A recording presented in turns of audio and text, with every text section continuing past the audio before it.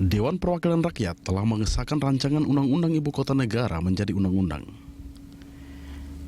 Artinya pemindahan Ibu Kota Negara dari Jakarta ke Kalimantan Timur tinggal menunggu waktu yang tepat. Pemindahan Ibu Kota Negara dari Jakarta ke Kalimantan Timur sudah direncanakan mulai pada tahun 2024. Hal tersebut setelah pemerintah menyerahkan draft rancangan Undang-Undang Ibu Kota Negara ke DPR beberapa waktu lalu. Lantas bagaimana nasib Jakarta setelah pemindahan Ibu Kota baru? Ketua Pansus Rancangan Undang-Undang Ibu Kota Negara, Ahmad Doli Kurnia Tanjung mengatakan, pihaknya sudah menekankan kepada pemerintah agar Jakarta tetap menjadi daerah khusus yang namanya ditentukan kemudian. Jakarta harus diberi perhatian khusus, tetapi bukan lagi menjadi ibu kota. Alasan dan pertimbangan yang mendasar kalangan Dewan meminta Jakarta tetap dikhususkan. Tidak lain karena memiliki banyak sejarah dan infrastruktur yang terbangun sudah sangat baik. Sehingga tinggal saja menentukan status daerah kekhususan Jakarta seperti apa. Perubahan status kekhususan Jakarta akan melalui perubahan Undang-Undang Jakarta yang akan dibahas lebih lanjut antara DPR dan pemerintah. Di sisi lain, kekhususan Jakarta bisa disamakan dengan negara lain yang juga sudah berhasil memindahkan ibu kota, seperti Amerika Serikat dan Australia. Misalnya di Amerika dari New York ke Washington DC, kemudian berkembang menjadi kota bisnis. Selain itu di Australia, dari Melbourne ke Canberra, yang saat ini dikenal sebagai kota pendidikan. Ini sedang kita godok, sedang kita rumuskan. Pak Gubernur juga sudah minta nanti akan melibatkan para pakar untuk merumuskan bersama-sama, melibatkan publik. Idealnya DKI Jakarta seperti apa? Setidaknya kita meyakini Jakarta akan menjadi pusat perekonomian, pusat pendidikan, pusat kesehatan, dan pusat lainnya. Dan kami meyakini DKI Jakarta masih menjadi tempat yang nyaman untuk ditinggali, untuk bekerja, bersekolah, bermain, dan lain sebagainya. Sekalipun ibu kota berpindah ke Kalimantan Timur. Dengan demikian, Jakarta tetap menjadi daerah istimewa dengan kekhususannya setelah ibu kota negara pindah ke Kalimantan Timur. Selain itu, Jakarta bisa dijadikan sebagai pusat perekonomian, pusat pendidikan, pusat kesehatan, maupun menjadi pusat seni budaya di Indonesia.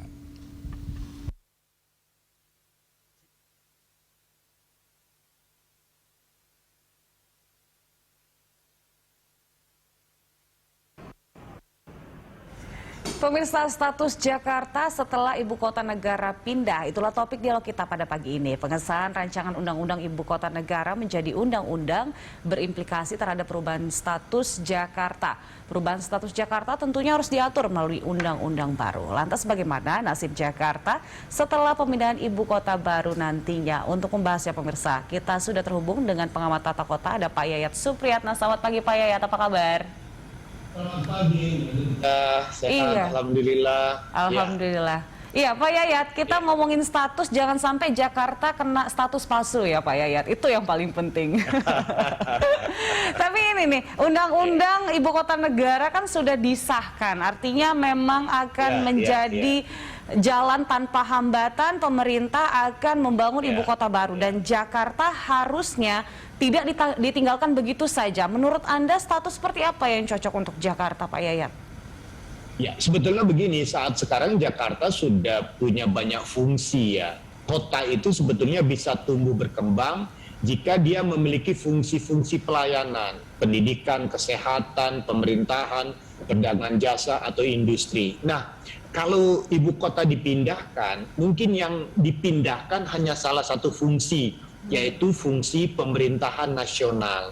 Otomatis dengan pindahnya pusat pemerintahan ini, nah yang paling punya pengaruh itu pada sektor kontribusinya nanti. Misalnya contoh, selama ini ada penelitian yang mengatakan bahwa sektor pemerintahan pusat selama di Jakarta itu punya pengaruh besar terkait PDB Jakarta ya, produk domestik brutonya itu sekitar 4-5%. Nah, yang menjadi masalah artinya kemungkinan besar ada perubahan dalam konteks pendapatan atau kegiatan perekonomiannya. Nah, fungsi-fungsi lain saya kira sudah cukup baik di Jakarta. Misalnya contoh ya, dalam konteks perdagangan dan jasa di sektor simpul transportasi, infrastruktur lainnya sudah cukup bagus. Misalnya contoh kalau misalnya perdagangan dan jasa, Jakarta ini punya pelabuhan besar, industri dan kota-kota baru sudah ada di sekitarnya. Kemudian integrasi transportasinya juga sedang dihubungkan. Nah, ini tidak mungkin bisa pindah tiba-tiba juga kan, karena orang akan menunggu di ibu kota baru itu apa sih yang akan dikembangkan. Nah, yang menarik adalah nanti tetap akan ada sinergi antara ibu kota baru dengan Jakarta. Nah, karena di ibu kota baru itu tentu akan dibangun gulanya juga, apakah industri farmasi, pendidikan, kesehatan. Sementara Jakarta bisa mensupport terkait dengan kegiatan-kegiatan yang ada di ibu kota baru. Nah, sekarang kita tinggal bagaimana menetapkan status Jakarta. Saya juga berharap Jakarta ini kan statusnya sebetulnya sekarang adalah kota dengan status provinsi. Kekhususannya di situ. Dengan status provinsinya itulah dia dipimpin oleh gubernur. Nah, sekarang yang menjadi pertanyaan, kalau status khususnya dipindahkan atau dicabut, tetaplah beri status khusus. Misalnya contoh, karena faktor sejarah Jakarta sebagai katakanlah perintis sebagai pusat perdagangan dan pusat pemerintahan nasional Indonesia. Kemudian di situ juga ada terkait tentang fungsi-fungsi perannya ya yang tidak bisa ditinggalkan. Jadi otomatis kekhususan misalnya contoh nanti dikaitkan dengan sektor-sektor lain, misalnya contoh pengembangan ekonomi, industri atau kegiatan pariwisata. Jadi saya kira banyak fungsi khusus yang bisa diberikan kepada Jakarta karena sekarang pun lebih dari 50 tahun Jakarta sudah memiliki fungsi khusus sebagai ibu kota negara. Jadi kalau berubah nanti mempengaruhi struktur pemerintahan yang sudah ada. Oke, Jakarta dan historinya tidak bisa dilupakan. 400 tahunan lebih menjadi ibu kota ya Pak ya. Tapi konon katanya Jakarta ini kan dibangun dengan tidak master plan yang benar-benar matang. Itu mengapa kita lihat tiba-tiba ada permukiman di mana begitu. Nah, Pak Yayat, apakah kita harus mengubah sedikit secara tata kota atau secara administrasinya juga mengikuti untuk bisa membuat Jakarta kemudian tetap khusus atau menjadi daerah istimewa seperti Yogyakarta? Ya, kita kan melihat apa kekhususan Yogyakarta. Ada historical di dalamnya, peran dari Sultan. Misalnya contoh juga di Aceh. Aceh apa historical yang ada di sana? Karena ada nilai, ada budaya ya yang menjadi dasar pembentukan keistimewaan di Aceh. Demikian juga dengan di Papua. Itu ada aspek-aspek kulturalnya yang menjadi kekuatan dasar. Jadi kalau 3 daerah lain ada aspek kultural, nah Jakarta ini mungkin ada bagusnya kita khusus pada pendekatan kekhususan secara strukturnya. Strukturnya itu apa? Pertama dari aspek daya dukung infrastruktur yang sebetulnya sangat cocok kalau dikembangkan menjadi daerah dengan ekonomi khusus. Seperti Singapura lah ya kan. Kalau Singapura itu kan menjadi trade internasional. Bisa nggak Jakarta juga diberikan kewenangan khusus untuk mengembangkan dia menjadi destinasi atau port pelabuhan bagi perdagangan internasional di mana mungkin ada kemungkinan ada free trade zone ya, saya tidak tahu memungkinkan atau tidak untuk perdagangan bebas, atau juga ada kekhususan insentif dalam konteks pengembangan industri atau jasa lainnya ditambah dengan kekhususan. Tapi kekhususan yang paling menarik adalah kekhususan secara historicalnya menjadi kekuatan dasar. Nah, disitulah dengan basis historical, kemudian ditambah dengan fungsinya yang selama ini menjadi pusat perdagangan dan pemerintahan, kita berikan khusus seperti New York ya kan, dengan kekhususan sebagai perdagangan jasa, dia menjadi industri. Karena sekali lagi, alangkah bagusnya pun nanti Jakarta diberikan kekhususan. Untuk apa? Menjadi koordinator pembangunan di Jabodetabek. Karena terus terang saja Jakarta selama ini juga sudah bersinergi dalam konteks satu kesatuan fungsional dengan kota-kota yang ada di Jabodetabek. Nah, tinggal bagaimana mengembangkan peran dan kedudukan Jakarta mampu menjadi koordinator atau fasilitator bagi integrasi pembangunan secara menyeluruh. Jadi ini sebetulnya kesempatan dengan kekhususan untuk melakukan revitalisasi Jakarta dan integrasi pembangunan dengan kota dan kabupaten yang ada sekitarnya. Karena terus terang saja, sebetulnya banyak juga orang tinggal di Bekasi, tinggal di Bogor, tinggal di Tangerang, tapi merasa sebagai orang Jakarta. Jadi kan, terus tinggal terang di aja mana ya, gitu? Di tinggal Jakarta, mana? ternyata di Bekasi gitu ya, atau di Bekasi, Tangsel gitu ya tinggal Pak. di mana. Jadi sebetulnya yang tinggal di Bogor pun merasa seperti orang Jakarta. Jadi ada kesatuan keterikatan yang perlu disinergikan. Apalagi di Jakarta ini sudah ada namanya BPTJ, Badan Pengelola Transportasi Jabodetabek. Jadi terus terang Badan Penyelenggara Transportasi Jabodetabek. Jadi sudah terintegrasi. Ada PT MRT yang sudah membentuk kerjasama dengan PT KAI untuk layanan transportasi. Jadi sudah menjadi kesatuan. Dan ingat satu yang menarik lagi, hampir 90% ekspor dari Jawa Barat lewat Jakarta. Nah ini kan menarik ya. Jadi dengan demikian Jakarta menjadi hub besar bagi kota-kota yang lainnya untuk diberikan kewenangan khusus dalam konteks sinergi pembangunan yang terkait dengan pelayanan publik. Itu bagus sekali di dalamnya. Oke, hub besar begitu untuk pembangunan beberapa wilayah lainnya. Dan tapi kan kalau Nusantara itu kan dibangun untuk bisa membuat pusat pertumbuhan baru. Kemudian Indonesia sentris katanya karena berada di tengah gitu ya Pak Yayat. Nah Jakarta ini menurut Anda apakah memang harus dipertajam kemudian si pelabuhan-pelabuhannya untuk bisa membuat semacam port center seperti itu untuk perdagangan di Indonesia Barat atau seperti apa? Ya. Nah sekarang sebetulnya di Indonesia ini Jakarta khususnya Tanjung Priok dan Tanjung Perak Surabaya adalah dua hub besar yang melayani simpul-simpul pelayanan di seluruh kota-kota lain di Indonesia. Nah Surabaya itu dengan industrinya bisa melayani kawasan timur Indonesia.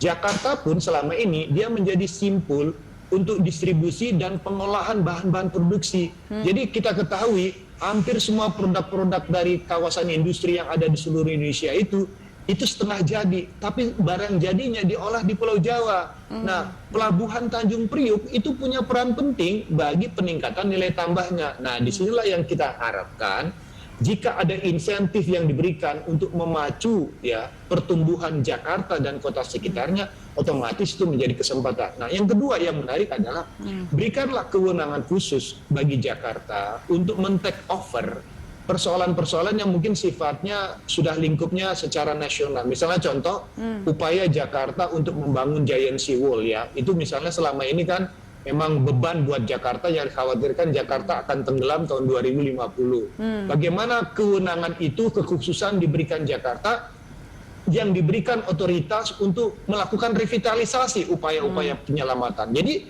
saya juga berharap kekhususan diberikan kepada Jakarta untuk menangani persoalan terkait dengan ancaman lingkungan.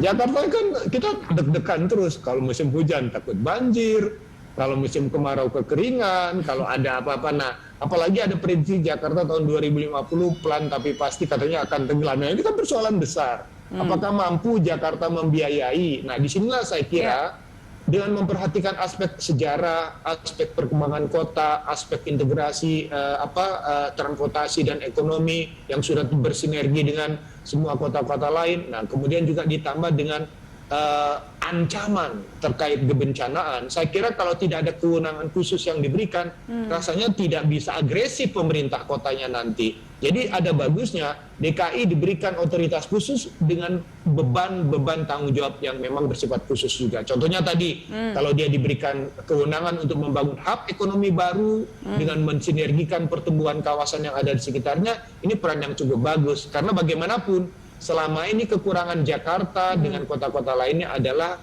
tidak sebanding, tidak setara. Jakarta ibu kota, punya modal besar, punya kekhususan, sementara tetangga kiri kanannya cuma kabupaten, cuma kota dengan keterbatasan ekonomi. Jadi kalau misalnya tidak ibu kota, kan Jakarta beda tipis dengan tetangganya kira-kira dari status administrasi wilayahnya begitu. Karena kalau misalnya tidak ada kekhususan itu, kemudian anggaran juga menyusut, tanggung jawab seperti Giant Sea Wall ini kan sangat hampir tidak mungkin diwujudkan ya Pak ya. Jangan sampai karena ibu kota pindah kemudian tanggung jawab untuk menjaga Jakarta ini juga hilang begitu saja begitu. Nah, menurut Anda skema untuk kekhususan Jakarta secara undang-undang itu seperti apa? Yang pertama begini, kita bisa menetapkan undang-undang dengan sifat pemerintahan khusus namanya. Ya, jadi sebetulnya sudah ya diatur di dalam pasal 18 Undang-Undang Dasar 45 itu beberapa poin terkait kekhususannya. Jadi kekhususan itu diberikan misalnya contoh tadi kepada DKI sebagai ibu kota, kepada Yogyakarta, kepada Aceh, kepada Papua dan sekitarnya. Nah, jadi yang menjadi pertanyaan, kita tinggal melihat sejauh mana fungsi kota ini dan aspek kekhasan ya yang terkait dengan persoalan kultural, sosial ekonomi maupun dinamika yang ada di dalamnya. Ya juga dinamika aspek politik ya. Jadi selama ini seakan-akan berbicara Jakarta itu berbicara Indonesia terus. Tiada hari kota-kota yang dibahas pasti Jakarta paling banyak beritanya. Nah, sekarang dengan adanya pemindahan itu, nah kita ingin membuat sesuatu hal yang menarik. Apa sih daya tarik Jakarta lagi? Apakah dengan atribut yang dicabut itu kemudian posisinya turun? Ya. Nah, sekarang sebetulnya posisi secara nasional Jakarta sebagai kota yang cukup besar secara aspek finansialnya perlu dipertahankan. Kenapa perlu dipertahankan? Karena kalau tidak, itu akan mengalami degradasi dalam konteks penurunan fungsi pelayanan perkotaannya. Itu yang dikhawatirkan. Misalnya contoh, kan nggak mungkin penduduknya berkurang ya secara signifikan. Otomatis dengan penduduk hampir 10 juta, Jakarta dengan segala keterbatasannya harus tetap survive. Nah, survive itulah yang harus didukung dengan kekhususan. Misalnya tadi terkait dengan hak-hak dalam konteks pengelolaan keuangan, hak-hak dalam konteks integrasi pembangunan dengan daerah sekitarnya, hak-hak dalam konteks kerjasama luar negeri, atau hak-hak lain. Memang itu diatur dengan undang-undang yang tentang pemerintahan daerah. Tapi ada bagusnya juga dengan peran khusus yang diberikan itu, Jakarta tetap survive. Karena kita tidak ingin Jakarta itu tenggelam dan ditinggalkan. Iya. Sekali lagi bahwa Jakarta tetap akan punya peran besar, karena di dalamnya juga terkait beberapa otoritas jasa keuangan yang tidak dipindahkan ke ibu kota negara baru.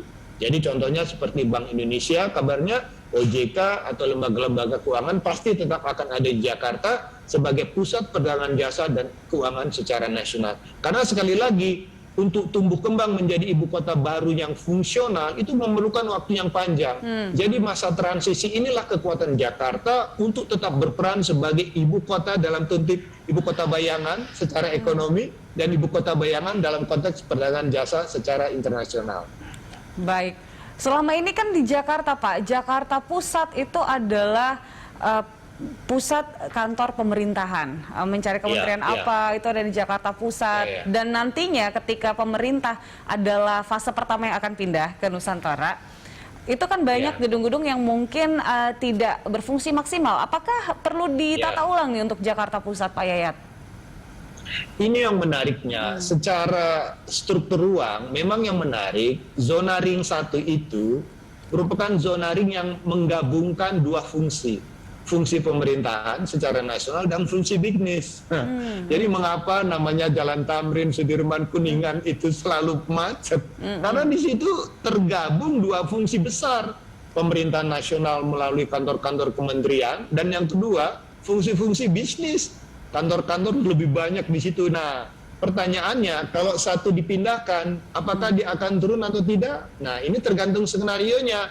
Misalnya contoh, Menteri Keuangan mengatakan aset itu kemungkinan akan menjadi garansi untuk pembangunan ibu kota baru. Pertanyaannya, aset ini diberikan kepada siapa? Dikelola oleh siapa?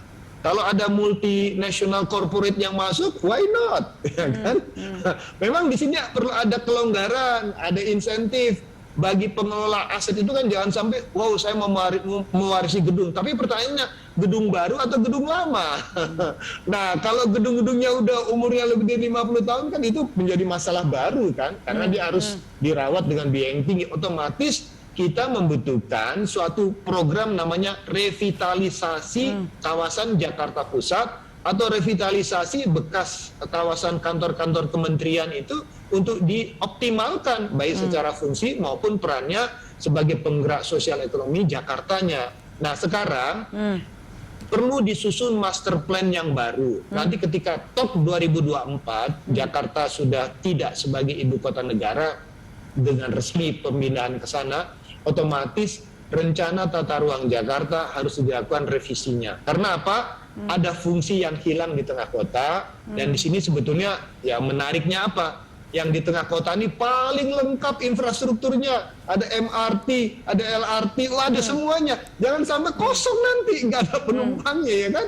Nah, dia perlu struktur ekonomi yang kuat, tetap menjadi faktor pembangkit karena apa? Sekarang fasilitasnya sudah begitu banyak investasi ditanam di dalamnya. Jangan sampai nanti mau jadi mubazir, tidak ada bangkitan lagi karena sebagian besar berubah atau berpindah menjadi ke daerah-daerah lain begitu. Iya, karena banyak sekali backbone yang telah terlanjur dibangun di Jakarta. Ada backbone pemerintahan, kemudian transportasi, kemudian juga internet dan sebagainya udah terlanjur dibangun Jakarta. Jangan sampai ini jadi sia-sia ya Pak Yayat, justru menjadi potensi baru. Pak Yayat, kita masih akan melanjutkan usai jeda perbincangan kita. Pemirsa tetaplah bersama kami di Good Morning Jakarta.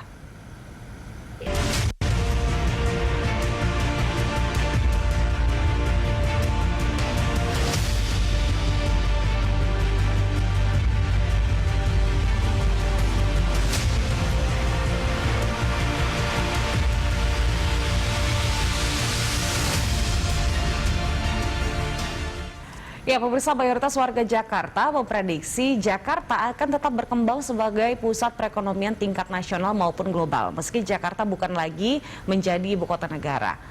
Di sisi lain, warga meyakini jika Jakarta akan tetap berkembang dan menjangkau seluruh daerah penyangga seperti Bogor, Depok, Tangerang, dan Bekasi sebagai salah satu kesatuan administrasi provinsi. Berikut kita lihat tanggapan sejumlah warga. Kalau menurut saya tempat wisata akan tetap ramai ya, karena kan tempat-tempat wisata di Jakarta sudah ikonik dan juga sudah ada sejak lama, seperti Taman Mini itu udah ada dari tahun 90-an, atau juga Ragunan, apalagi Monas kan dari tahun 1960-an sudah mulai dibangun. Dan tempat-tempat wisata ikonik di Jakarta tentu nggak akan sepi pengunjung kalau menurut saya jika nanti ibu kota pindah ke Kalimantan Timur, seperti itu.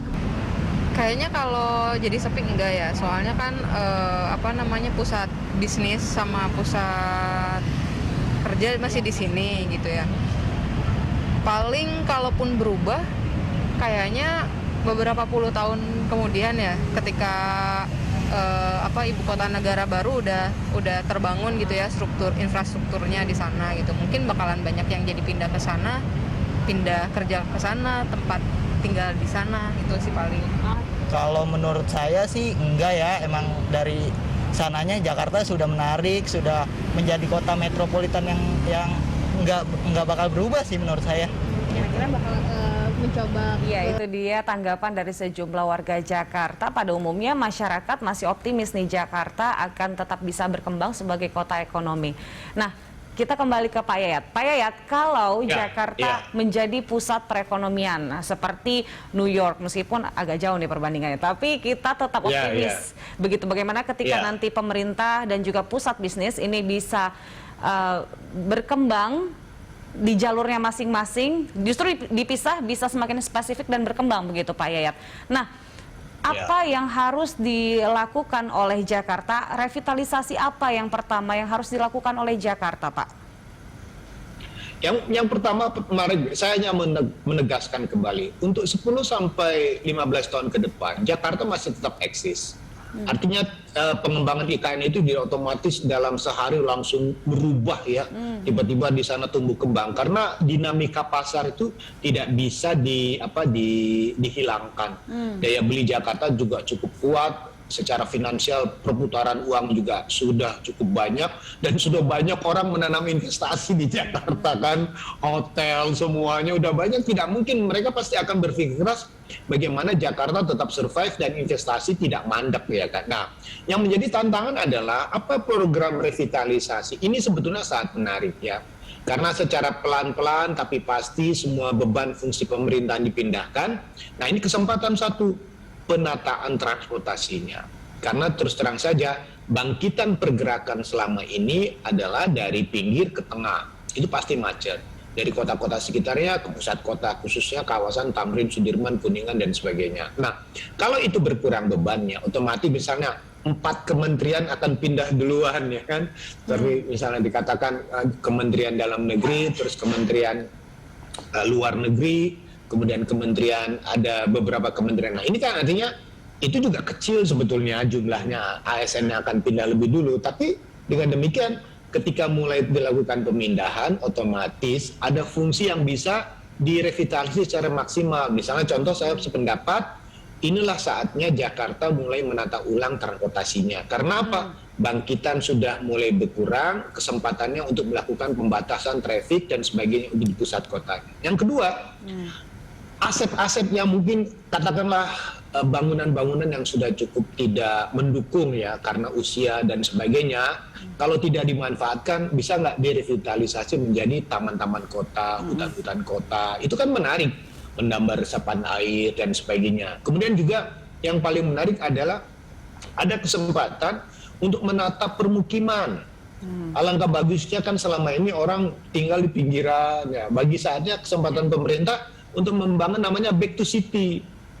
Bagaimana bisa dibangun namanya perumahan-perumahan murah di tengah aset-aset pemerintah yang ada ya kan, rumah yang terjangkau, rumah sewa. Jadi banyak orang yang tinggal di pinggiran bisa menyewa rumah di tengah kota, di tengah aset yang ada. Berikan saja kesempatan kepada BUMN untuk mengelolanya ya kan sayang kan. Nah dengan demikian itu menarik, ada program back to city dan di dalam kota itu dilakukan penataan transportasinya sehingga ada pengendalian bahwa Jakarta yang ke depan, yang humanis, dengan transportasi yang lebih mengedepankan sisi angkutan publik yang nyaman, yang bagus, kemudian saatnya juga melakukan revitalisasi untuk menambah ruang terbuka hijau. Ini sekali lagi memerlukan sinergi dan kerjasama. Kita perlu tanya nanti sama Kementerian Keuangan, mana aja sih aset-aset yang dijaminkan untuk pembangunan. Jadi ketahuan nih, oh ini jadi ini dikelola oleh siapa, ini jadi apa. Jadi dengan demikian keterbukaan informasi itu akan sangat membantu para penyusunan rencana tata ruangnya. Apalagi kan Jakarta sedang melakukan revisi. Kalau misalnya terlambat mengantisipasi, nanti ya begitu kembali tidak ada perubahan yang signifikan begitu. Karena rencana ini kan di tahun 2024, Pak. Nah, apakah artinya persiapan untuk bisa menggambarkan bagaimana pengalihan aset dan sebagainya itu harus sudah dilakukan sekarang? Menurut Pak Yayat seperti apa? Nah iyalah, kita kan terus terang saja, ini kan masalah paling mendasar. Dari anggaran 500 triliun itu, hanya 20% yang sumber pembiayaannya dari APBN. Sisanya dari KPBU, atau mungkin modal aset ini yang mungkin bisa dijadikan garansi untuk pembiayaan pembangunan misalnya kantor kementerian. Misalnya bekas Kementerian Dalam Negeri, itu ring 1 loh. Kalau ring 1 di depan Monas, mau jadi apa? Apakah mau jadi hotel gedungnya dan sebagainya? Dan itu akan kita pertimbangkan. Fungsi-fungsi apa yang tidak mengganggu fungsi ruangnya. Misalnya contoh, kalau di dekat Monas misalnya, itu ada kantor Kementerian Dalam Negeri, gedungnya historical tidak, bisa nggak dimenjadikan aset wisata, sehingga orang bisa langsung melihat Monas dan sebagainya. Nah kalau bisa, siapa yang akan mengelola? Pengelolanya ditanya dulu, tolong ditambahkan fungsi yang tidak menambah beban baru di sini. Nah, tanyakan pada perencana ruang dan tata ruangnya nanti, kemudian jadi kebijakan. Nah, itu kemudian dijadikan aset modal untuk garansi bagi menambah modal pembangunan di IKN yang akan datang. Jadi, program revitalisasi kota pun juga terkait dengan revitalisasi fungsi ekonomi aja. Ketika fungsi-fungsi pemerintahnya hilang, langsung digantikan dengan fungsi lain yang tidak menutup kekurangan dalam konteks budget negara maupun fungsi-fungsi lain yang tiba-tiba tengah kota menjadi kota mati. Jangan sampai jadi kota mati loh. Kalau tidak banyak bangkitan baru, sayang kan infrastrukturnya sudah dibangun. Karena terus terang saja saya mengatakan kawasan ring 1 itu kalau malam hari itu jadi kota mati karena semua kantor-kantor pemerintahan. Nah, jadi kalau misalnya nanti dia menjadi fungsi baru yang terkait dengan destinasi wisata, akan keren, akan hidup lagi. Anda bisa bayangkan kalau Anda tinggal di Monas itu malam hari sepi karena semua perkantoran, tidak banyak perumahan yang ada di sana ya kan. Nah ini kan menarik bagaimana kita menghidupkan Monas di malam hari, ada kehidupan malam, ada kegiatan ekonomi, pariwisata. Nah itulah yang harus dipikirkan mensinergikan kebijakan ekonominya dengan kebijakan penataan ruang. Jadi Jakarta tidak kehilangan peran-peran barunya ketika sebagian peran lainnya dipindahkan ke Kalimantan Timur. Iya, karena tentunya dibutuhkan master plan yang matang kali ini karena akan banyak potensi dan kesempatan untuk Jakarta bisa berkembang, begitu Pak Yayat. Dan juga kita kan maunya kemudian master plan ini membuat Jakarta menjadi pusat bisnis perekonomian yang maju, bukan hanya berkembang. Sampai kapan kita hanya berkembang saja ya Pak Yayat? Nah, saran dari Anda kepada pemerintah, master plan seperti apa yang bisa dibuat oleh pemerintah untuk Jakarta bisa menjadi pusat bisnis perekonomian yang maju, Pak Yayat?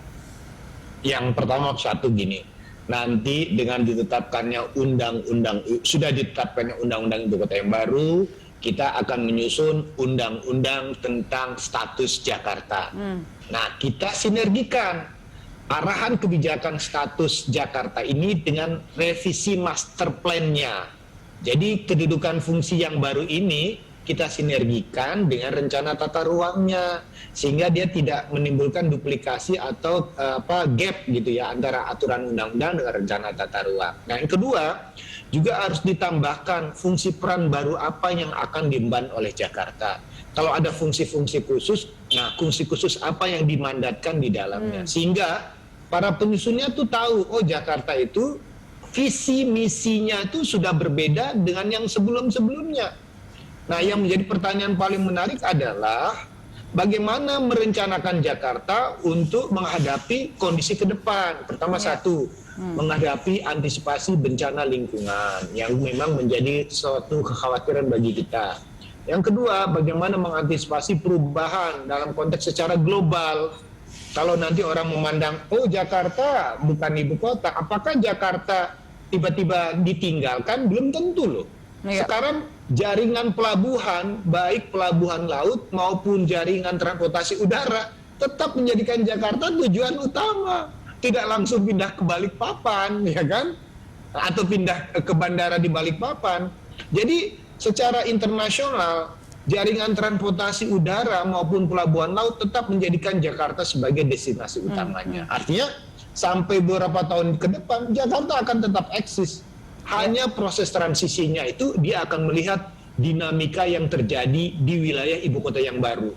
Kalau para pengusaha melihat, oh opportunity kami terbatas di sana, mungkin dia akan menunggu wait and see sejauh mana IKN itu mampu membuat daya tarik baru bagi investor untuk menanamkan modal di kawasan di sana. Baik, Pak Yayat. Artinya kita akan melihat bagaimana gerakan agresif dari pemerintah untuk membangun kembali Jakarta ini. Kita punya harapan besar. Terima kasih untuk saran dan juga rekomendasi dari Pak Yayat nih. Semoga didengarkan oleh pemerintah sehingga juga agresivitas yang sama untuk membangun ibu kota baru ini juga diterapkan untuk Jakarta. Terima kasih Pak Yayat, sehat selalu. Selamat pagi. Baik, sama-sama. Terima kasih. Ya pemirsa, Good Morning Jakarta masih akan kembali dengan informasi lainnya usai jeda.